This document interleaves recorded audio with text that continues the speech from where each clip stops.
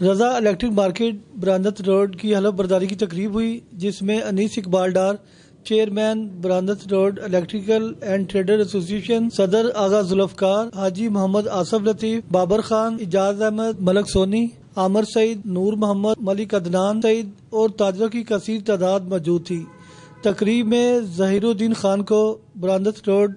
Electrical and trader ایسوسی ایشن کا نائب صدر کا نوٹیفکیشن دیا گیا۔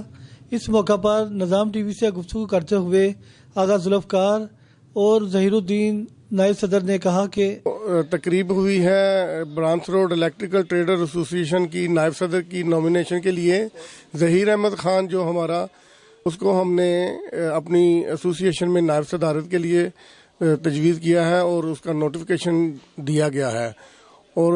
ہم امید کرتے ہیں ظہیر احمد خان سے کہ ہمارے مارکیٹ کے جتنے بھی مسائل ہیں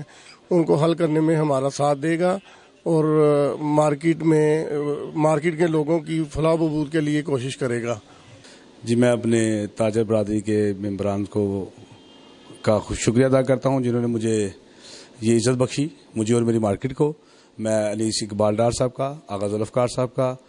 حاجی آصف لطیف صاحب کا، ملک سونی صاحب کا شکریہ ادا کرتا ہوں جنہوں نے مجھے یہ ذمہ داری دی،